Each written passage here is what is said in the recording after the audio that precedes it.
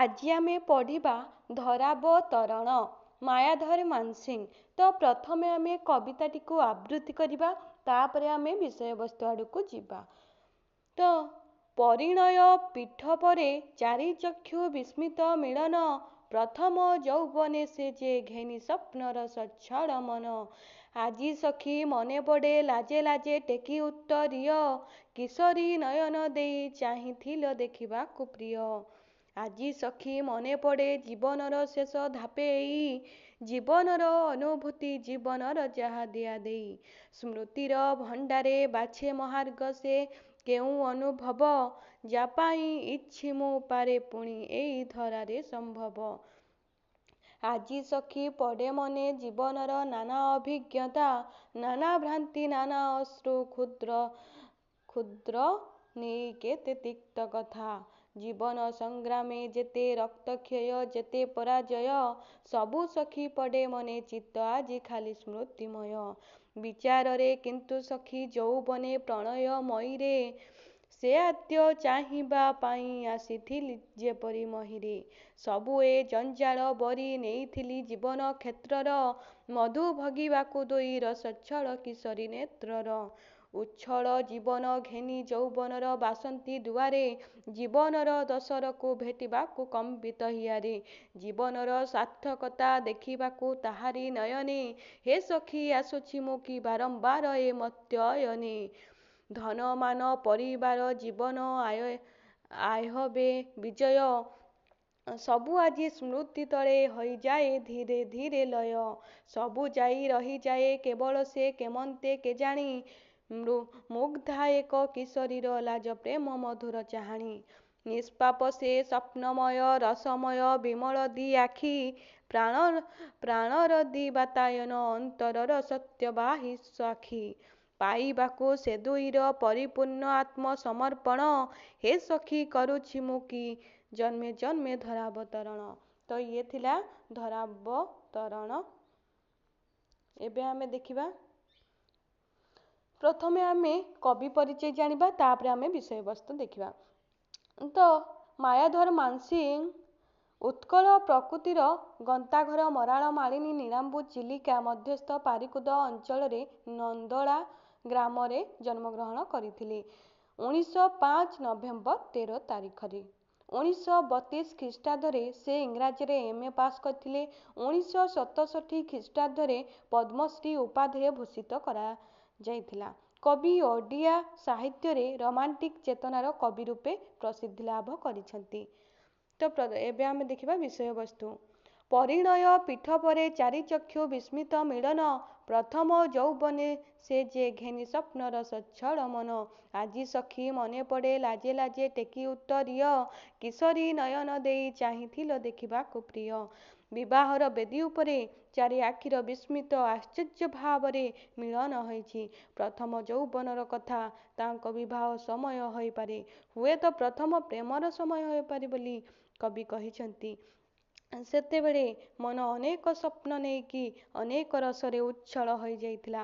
ଆଜି ବହୁତ ଦିନ ପରେ ସେ କଥା ମନେ ପଡ଼ୁଛି, କାହିଁକି ନା ବୟସ ବହୁତ ଅଧିକ ହୋଇଯାଇଛି। ତମେ ଯେତେବେଳେ ପ୍ରଥମ ଲାଜ କରୁଥିଲ, ଲାଜରେ ଲାଜରେ ଧୀରେ ଧୀରେ ଅଢ଼ଣା ଟେକୁଥିଲ, ସେତେବେଳେ କମ୍ ବୟସର ଥିଲ। କିଶୋରୀ ନୟନରେ ତମ ପ୍ରେମିକକୁ ଦେଖିବାକୁ ଚାହୁଁଥିଲ। ଆଜି ସଖୀ ମନେ ପଡ଼େ ଜୀବନର ଶେଷ ଧାପେ ଏଇ, ଜୀବନର ଅନୁଭୂତି ଜୀବନର ଯାହା ଦିଆ ଦେଇ। ସ୍ମୃତିର ଭଣ୍ଡାରେ ବାଛେ ମହାର୍ଘ ସେ କେଉଁ ଅନୁଭବ, ଯା ପାଇଁ ଇଛି ମୁଁ ପାରେ ପୁଣି ଏଇ ଧରାରେ ସମ୍ଭବ। ଆଜି ବୟସ ବହୁତ ଆଗକୁ ପଳେଇଛି, କିନ୍ତୁ ଆଜି ତଥାପି ମନେ ପଡ଼ୁଛି ଏଇ ଜୀବନର ଶେଷ ସମୟରେ, ଶେଷ ମୁହୂର୍ତ୍ତରେ ବା ଏ ବୟସର ଅପରାହ୍ନରେ ଏ ଜୀବନର ଅନୁଭୂତି ସବୁ ଆଉ ଜୀବନରେ ଯାହା ଦିଆ ନିଆ ହୋଇଛି। ସ୍ମୃତି ଆଜି ଗୋଟେ ଭଣ୍ଡାରର ସଦୃଶ୍ୟ, ତା ଭିତରେ ପିଲାଠୁ ବୁଢ଼ା ପର୍ଯ୍ୟନ୍ତ ଅନେକ ସ୍ମୃତି ରହିଛି, କିନ୍ତୁ କେଉଁ ଏକ ମହାନ ଅତିପ୍ରିୟ ମୋ ପାଇଁ ସେମିତି ଗୋଟିଏ ଅନୁଭବ ଆଜି ମୋ ପାଇଁ ସବୁବେଳେ ଆସୁଛି। ଅନେକ କଥା ମୁଁ ଭୁଲି ଯାଇଛି, କିନ୍ତୁ ତମରି କଥା ସ୍ମୃତିକୁ ଆଜି ମୁଁ କାହିଁକି ମନେ ପକାଉଛି। ସେ ମୋ ପାଇଁ ଗୋଟେ ମହାର୍ଘ ଅବସ୍ଥା, ସେ ଗୋଟେ ମହା ଅନୁଭବ ମୋ ପାଇଁ। ଏ ବୟସରେ ବି ମୁଁ ସେ ଅନୁଭବ ଭୁଲି ପାରୁନି। ଏଇ ଜୀବନ ଗଲା ପରେ ବି ମୁଁ ତମକୁ ପାଇବା ପାଇଁ ଆଉ ଥରେ ମୁଁ ଇଚ୍ଛା କରିପାରିବି। ଏ ଧରାରେ, ଏ ପୃଥିବୀରେ ମୁଁ ସୃଷ୍ଟି ହେବା ପାଇଁ, ଅବତରଣ କରିବା ପାଇଁ ବା ପୁଣି ଜନ୍ମ ନେବା ପାଇଁ। ଆଜି ସଖୀ ପଡ଼େ ମନେ ଜୀବନର ନାନା ଅଭିଜ୍ଞତା, ନାନା ଭ୍ରାନ୍ତି, ନାନା ଅଶ୍ରୁ, କ୍ଷୁଦ୍ର ନେଇ କେତେ ତିକ୍ତ କଥା। ଜୀବନ ସଂଗ୍ରାମେ ଯେତେ ରକ୍ତକ୍ଷୟ, ଯେତେ ପରାଜୟ, ସବୁ ସଖୀ ପଡ଼େ ମନେ ଚିତ୍ତ ଆଜି ଖାଲି ସ୍ମୃତିମୟ। ଆଜି ବୟସ ବହୁତ ହୋଇଗଲାଣି, ଜୀବନର ବିଭିନ୍ନ କଥା ଜୀବନ ଆମକୁ ଶିଖାଇଲା। ବହୁତ ଭୁଲ ହୋଇଗଲା ଜୀବନରେ, କେତେ ଆମେ କାନ୍ଦିଛୁ ଜୀବନରେ, ଛୋଟ ଛୋଟ କଥାକୁ ନେଇକି କେତେ ବଡ଼ ବଡ଼ ଘଟଣା ହୋଇଗଲା। ଦୁଃଖ ଦେଲା ପରି ଘଟଣା ସବୁ ହୋଇଗଲା। ଆମେ ଯେତେବେଳେ ଜୀବନଟା ବଞ୍ଚୁଛେ କେତେ ସଂଘର୍ଷ କରୁଛେ, ପୁଣି କେତେ କ୍ଷୟ ହୋଇଛି, କେତେ ଥର ଆମେ ହାରିଛେ, ଆମର ପରାଜୟ ହୋଇଛି। ଆଜି କବିଙ୍କର ସବୁ କଥା ମନେ ପଡ଼ୁଛି ଜୀବନରେ, ଯେତେ ଭୁଲ ଭାଲ ହୋଇଛି, କେତେ ଆମେ କାନ୍ଦିଛେ ଦୁଃଖରେ, ଛୋଟ ଛୋଟ ଝଗଡ଼ା କେତେ ହୋଇଛି। ହେ ମିତ, ଆଜି ସେ ସବୁ କଥା ମନେ ପଡ଼ୁଛି। ପୁରୁଣା କଥା ସବୁ ଆଜି ମୋ ମନରେ ଆସୁଛି ବୋଲି କବି କହିଛନ୍ତି। ବିଚାରରେ କିନ୍ତୁ ସଖୀ ଯୌବନେ ପ୍ରଣୟମୟୀରେ, ସେ ଆଦ୍ୟ ଚାହିଁବା ପାଇଁ ଆସିଥିଲି ଯେପରି ମହୀରେ।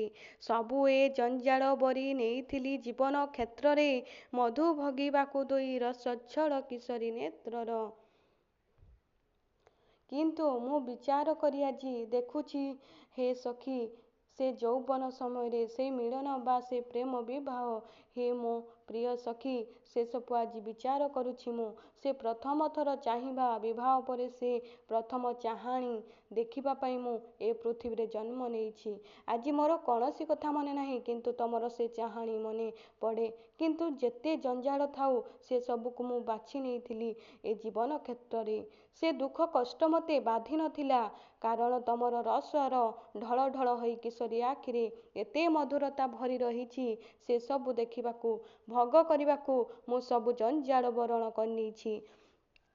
ଉଚ୍ଛଳ ଜୀବନ ଘେନି ଯୌବନର ବାସନ୍ତୀ ଦୁଆରେ, ଜୀବନର ଦୋସରକୁ ଭେଟିବାକୁ କମ୍ପିତ ହିଆରେ, ଜୀବନର ସାର୍ଥକତା ଦେଖିବାକୁ ତାହାରି ନୟନେ, ହେ ସଖୀ ଆସୁଛି ମୁଁ କି ବାରମ୍ବାର ଏ ମର୍ତ୍ତ୍ୟ ଅୟନେ। ସେ ରସରେ ଉଛୁଳି ଉଠୁଥିବା ସେ ମୋ ଜୀବନରେ ଆସିକି ବସନ୍ତ ଋତୁରେ ପହଞ୍ଚିଛି। ଯୌବନ ସମୟ ଆସିଛି, ଆଉ ମୁଁ ସେତେବେଳେ ତମକୁ ଭେଟ କରିବାକୁ ଥରି ଉଠୁଥିବା ଶରୀରରେ ମୁଁ ତୁମକୁ ଭେଟିବାକୁ ଗଲି। ଭୟ ବି ଟିକେ ଲାଗୁଥିଲା, ଯେତିକି ଭଲ ଲାଗୁଥିଲା ସେତିକି ଡର ବି ଲାଗୁଥିଲା। ସେତେ ମୋ ଜୀବନ ସାର୍ଥକତା କ'ଣ ମୁଁ ଆଜି ମୋ ଜୀବନକୁ ସାର୍ଥକତା କରିପାରିଛି? ସାର୍ଥକତା ମୁଁ ଆଜି ତାରି ଆଖିରେ ଦେଖିବି, ସେ ପ୍ରିୟତମ ଆଖିରେ ଦେଖିବି। କବି ଚିନ୍ତା କରିଛନ୍ତି, ବୋଧହୁଏ ମୁଁ ବାରମ୍ବାର ବାରମ୍ବାର ଏ ପୃଥିବୀରେ ଜନ୍ମ ନେଇଛି, ଏ ମର୍ତ୍ତ୍ୟ ପୃଷ୍ଠରେ। ଧନ ମାନ ପରିବାର ଜୀବନର ଆହେବ ବିଜୟ, ସବୁ ଆଜି ସ୍ମୃତି ତଳେ ହୋଇଯାଏ ଧୀରେ ଧୀରେ ଲୟ। ଧୀରେ ଧୀରେ ଲୟ।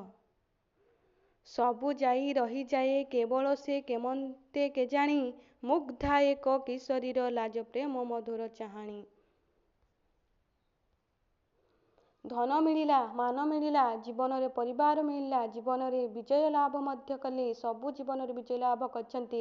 କିନ୍ତୁ ସେଗୁଡ଼ା ସେତେବେଳେ ଯେତେ ଗର୍ବର କଥା ହୋଇଥାଉ, କିନ୍ତୁ ଆଜି ଏ ବିଷୟରେ ଜୀବନ ସ୍ମୃତି ତଳେ ସବୁ ଆଜି କ୍ଷୟ ହୋଇଯାଇଛି ଯାଉଛି। ସେ ସବୁ ଆଜି ମୋର ମନେ ପଡ଼ୁନି, କିନ୍ତୁ ସବୁ ଚାଲିଗଲେ ବି ମୋ ସ୍ମୃତିରୁ କେବଳ କାହିଁକି କିପରି କେମିତି କେଜାଣି ଗୋଟିଏ ଜିନିଷ ରହିଯାଏ ମୋ ଉପରେ। ମୁଗ୍ଧ ହୋଇଥିଲା ଗୋଟିଏ କିଶୋରୀ ଝିଅ, ତା ପ୍ରଥମ ଚାହାଣିରେ ପ୍ରେମ ଥିଲା, ସେ ସବୁ ମୁଁ କେମିତି ଭୁଲିବି? ସେ ଗୋଟିଏ ଜିନିଷ ଛାଡ଼ିକି ଅନ୍ୟ ସବୁ ସ୍ମୃତି ବୟସ ହେବାରୁ ମୁଁ ଭୁଲିଗଲିଣି। ସେ କିଶୋରୀ ଝିଅର ଲାଜ, ପ୍ରେମ, ମିଠା ଚାହାଣିକୁ କବି ଭୁଲି ପାରିନାହାନ୍ତି। ନିଷ୍ପାପ ସେ ସ୍ୱପ୍ନମୟ ରସମୟ ବିମଳଦି ଆଖି, ପ୍ରାଣର ଦି ବାତାୟନ ଅନ୍ତରର ସତ୍ୟବାହୀ ସାକ୍ଷୀ। ପାଇବାକୁ ସେ ଦୁଇର ପରିପୂର୍ଣ୍ଣ ଆତ୍ମସମର୍ପଣ। ହେ ସଖୀ କରୁଛି ମୁଁ କି ଜନ୍ମେ ଜନ୍ମେ ଧରାବତରଣ। କି ସୁନ୍ଦର ସେ ଆଖି, ସେଥିରେ କୌଣସି ପାପ ନାହିଁ। ସେ ଆଖିକି ଅନେଇଲେ ଅନେକ ସ୍ୱପ୍ନ ଅଛି, ପ୍ରେମ ରସରେ ପରିପୂର୍ଣ୍ଣ। ଆଖି ଦୁଇଟି ବିମଳ ପରିଷ୍କାର ନିର୍ମଳ ଆଖି ଦୁଇଟି। ଖାଲି ସେ ଆଖି ନୁହଁ, ପ୍ରାଣର ଦୁଇଟି ବାତାୟନ। ଯେମିତି ମୋ ଜୀବନର ଦୁଇଟି କବାଟ। ଅନ୍ତରରୁ ମନରୁ ସେ ଆଖି ଦୁଇଟିରୁ ଭଲ ପାଇବା ରହିଛି ମୋ ପ୍ରତି। ତା'ର ଭଲ ପାଇବାର ସତ୍ୟର ପ୍ରମାଣ ସେ ଆଖି ଦୁଇଟି। ସେ ଆଖିରେ ମୋ ଜୀବନର ସାର୍ଥକତା ମୁଁ ଦେଖିପାରୁଛି। ମୋ ପ୍ରତି ଭଲ ପାଇବା ତା'ର ସତ୍ୟକୁ ବହନ କରିଥିବା ସେ ଆଖି ଦୁଇଟି। ମୁଁ ପାଇବାକୁ ଚାହୁଁଛି ସେ ଦୁଇଟି ଆଖିର ପରିପୂର୍ଣ୍ଣ। ସେ ମୋତେ ହିଁ ଦେଖୁ, ମୋତେ ହିଁ ଭଲ ପାଉ।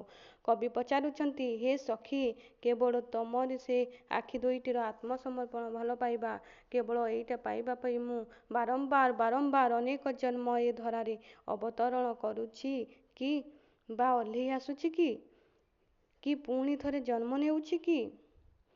କବି ପ୍ରଶ୍ନ କରିଛନ୍ତି। ତ ଇଏ ଥିଲା ଆମର ଧରାବତରଣ।